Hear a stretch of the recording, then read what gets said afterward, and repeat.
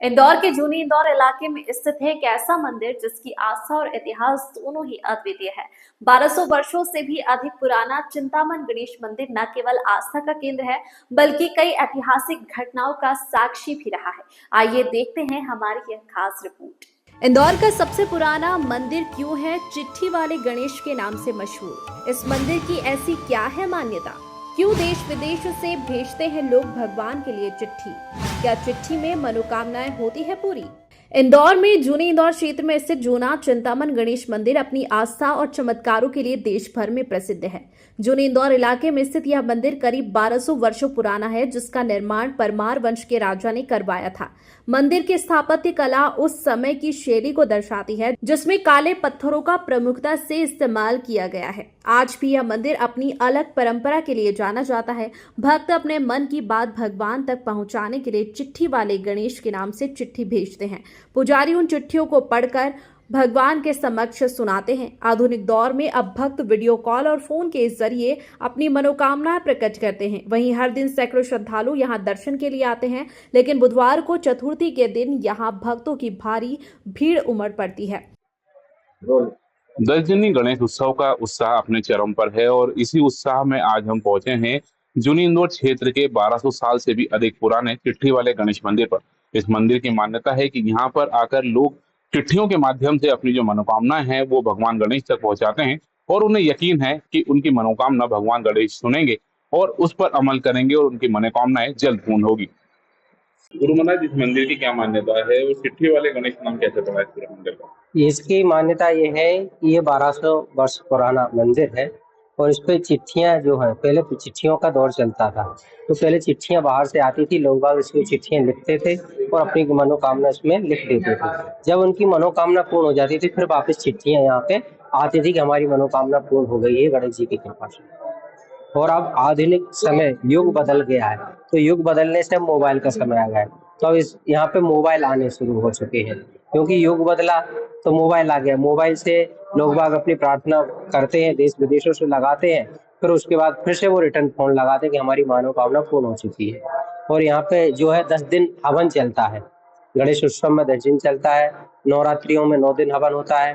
गुरु परिवर्तित होता है तो हवन होता है, शनि परिवर्तित होता है तो हवन होता है, अभी ग्रहण होता है तो हवन होता है यहाँ पे। और हर चतुर्थी पे, कृष्ण पक्ष की जो चतुर्थी होती है उस पे भी हवन होता है। तो यहाँ पे पूजा पाठ के निरंतर कार्य चलते रहते हैं। सर, कितने वर्ष हो गए आपको यहाँ पर आते हुए? किस तरह की मान्यता है इसकी और चिट्ठी वाले गणेश नाम कैसे पड़ा है? चिट्ठी वाले गणेश जी बहुत समय से हम तो सुनते आ रहे थे बचपन से कि चिट्ठी वाले गणेश जी पड़े यहाँ पर। ये करीब करीब 1200 वर्ष से है। यहाँ पे लोगों की चिट्ठी आती, कोई पोस्ट से करता है, सब दूर से करते हैं। फिर यहाँ जो हमारे गुरु जी पंडित जी वो चिट्ठियां गणेश जी के सामने पढ़ते हैं। कई बार लोग वीडियो कॉल भी करके इनके दर्शन कर लेते हैं, दूर देश विदेश से वीडियो कॉल कर लेते हैं। चिट्ठी के बाद काफी मनोकामनाएं पूर्ण होती है यहाँ पर।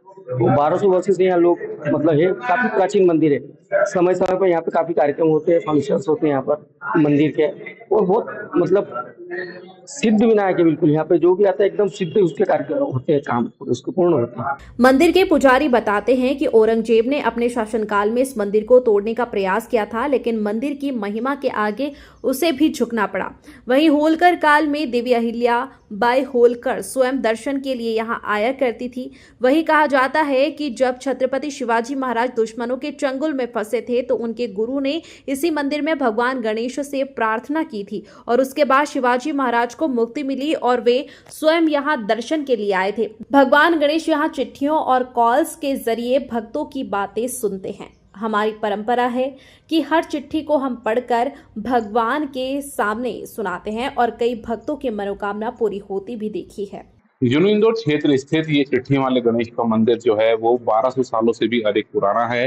पारंपरिक स्वरूप में ये पूरा मंदिर है, जिसमें मंदिर की भव्यता आप देख सकते हैं। यहाँ पर जो है विशेष रूप से जो है शिल्पकारी के माध्यम से इस मंदिर के जो मुख्य गर्भगृह का द्वार है उसे सजाया गया है। गर्भगृह के दोनों ही तरफ भगवान गणेश के जो 108 नाम है, जिन नामों से उनको विभिन्न स्वरूपों में माना जाता है, विभिन्न स्वरूपों में उन्हें पहचाना जाता है, वैसे ही 108 नामों को यहाँ पर उल्लेख किया गया है। इसके साथ साथ आप देख सकते हैं मंदिर का जो मुख्य गर्भगृह है उसी के द्वार पर जो है वो चिट्ठी वाले गणेश जी रिद्धि सिद्धि के साथ जो है वो विराजमान है। और जिस तरीके से लोगों को आशीर्वाद यहाँ पर देते हैं। हालांकि चिट्ठी का जो चलन है वो कुछ सालों पहले तक तो बदस्तूर यहाँ पर जारी था, लेकिन वक्त के साथ और तकनीक में जिस तरीके से परिवर्तन आया है, तो उसमें भी यहाँ पर भी परिवर्तन आया है। लोग अब विभिन्न माध्यमों से यहाँ पर अपने जो संदेश है, अपनी जो मनोकामनाएं हैं, वो भगवान गणेश तक पहुंचाते हैं। और जिस तरीके से चिट्ठी तक अपनी मनोकामनाएं भगवान गणेश तक पहुंचाने का प्रचलन था, उसी के चलते इस मंदिर का नाम जो है वो चिट्ठी वाले गणेश के नाम से भी मशहूर था। जुरिंदो क्षेत्र में ये पूरा मंदिर स्थित है और बताया जा रहा है कि इस मंदिर को 1200 वर्ष से भी अधिक हो चुके हैं। हमारे साथ इस मंदिर के मुख्य पुजारी जो हैं वो भी मौजूद हैं। बाबूजी, कितना पुराना ये मंदिर है, क्या कुछ इसकी मान्यता है, और चिट्ठी वाले गणेश नाम कैसे पड़ा है इसका?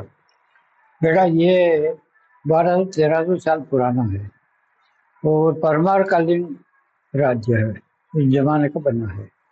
उसके बाद यहाँ पर मान्यता तो भगवान जूना चिंतामण गणपति के नाम से प्रसिद्ध है और उसी नाम से ये जूना यानी पुराने होने से इनका नाम जूना है ना। और उसके साथ में यहाँ पर चिट्ठी वाले नाम से जो प्रसिद्ध हैं, तो बाहर से इनकी चिट्ठियाँ आती हैं भगवान की, उनकी मनोकामना वहीं से पूरी होती है। यानी चिट्ठियाँ तो कहाँ, देश विदेश से सब दूर से आती हैं, है ना। अमेरिका से है, ऑस्ट्रेलिया से है, जापान से है, सब दूर से बाहर बाहर की चिट्ठियाँ आती हैं, इसलिए उनका नाम चिट्ठी वाले गणेश जी हो। अच्छा बोझे, कितने वर्षों से ये प्रचलन आप देखते आ रहे हैं कि जो चिट्ठियां आती हैं, लोग श्रद्धालु अपनी चिट्ठियां पहुंचाते हैं, मनोकामनाएं, कितने वर्षों से आप ये प्रचलन देख रहे हैं? ये करीब करीब चिट्ठियां आ रही हैं 10-15 साल पहले से शुरू हुआ है। अब उसके बाद में फिर अब तो युग ऐसा पलट गया, समय पलट गया है, उसके कारण अब वो मोबाइल से आने शुरू हो गया है। मोबाइल आते हैं, है ना, उसके द्वारा मार्फत होता है। और यहाँ जो है मान्यता जो है, यानी ये समझ लो कि यहाँ अहिल्याबाई भी पूजा करने के लिए आती है। उसके साथ साथ में यहाँ पर औरंगजेब बादशाह जो है लूटपाट तोड़ फोड़ करने के लिए आया हुआ था। उसने भी यहाँ से भगवान का कोई चमत्कार ऐसा देखा कि यहाँ से माथा टेके वापस चला गया। वो मंदिर का कुछ नहीं बिगाड़ सका, मूर्ति का कुछ नहीं बिगाड़ सका, ना यहाँ के हमारे पूर्वज जो थे ना उनको किसी को हानि पहुंचाई। बाकी तो कई जगह उसने मंदिरों का तहस नहस कर दिया, मूर्तियाँ फेंक दी है, तोड़ दी है, बावड़ियों में फेंक दी है, कुएं में फेंक दी है, पर यहाँ भगवान की दया से कुछ नहीं हुआ। मूर्ति की अगर हम बात करें, यहाँ पे जो प्रतिमा है, प्रतिमा का इतिहास क्या है? क्या ये स्वयंभू प्रतिमा है या किसी ने बनवाई गई थी? प्रतिष्ठित मूर्ति है, यहाँ स्वयंभू नहीं है, प्रतिष्ठित मूर्ति है और उनका यहाँ प्रतिष्ठा करके और उनको आसन पे बिठाया। किसके द्वारा ये पूरी मंदिर का जो है निर्माण कराया गया था? किस परमार राजा जो थे अपने मालवा क्षेत्र के, उस टाइम का बना हुआ है और उन्हीं के द्वारा ये स्थापित किया गया। लोग यहाँ पर आते हैं, चिट्ठियां देते हैं, क्या मान्यता पूरी होती है? ऐसा प्रचलन में सब होता है, मान्यता तो उनकी सभी पूरी होती तो उनकी चिट्ठियां आती हैं, सब कुछ होता है ना। यहाँ तक कि लोग उनकी मतलब जहाँ बच्चे ने उनकी गोदें भरी गई हैं, गोद भी उनको बालक उनको लेकर के आए, पाँव पड़ा गए, उनकी मान्यता पूरी करी है। जिनकी सर्विस वगैरह नहीं हुई है, उनकी सर्विस से लगी है क्या, वो भी मान्यता पूरी करने आते हैं। यहाँ तक कि जिनकी शादी ब्याह नहीं होते, उनकी भी शादी ब्याह इनकी मान्यता से पूरी होती है।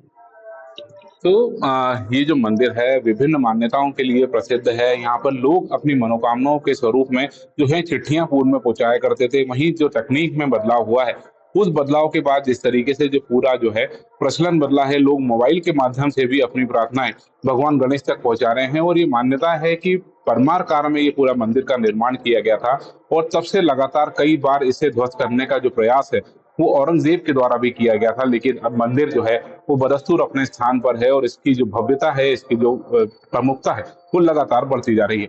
कैमरा पर्सन धीरज पगारे के साथ अविनाश वर्मा, सूर्योदय टीवी, इंदौर। वहीं इतिहास की कहानियां हो या भक्तों की आस्था, चिंतामन गणेश मंदिर हर युग में लोगों के विश्वास का केंद्र रहा है। चिट्ठियों से लेकर वीडियो कॉल तक बदलते वक्त के साथ भी इस मंदिर की परंपराएं जीवंत है।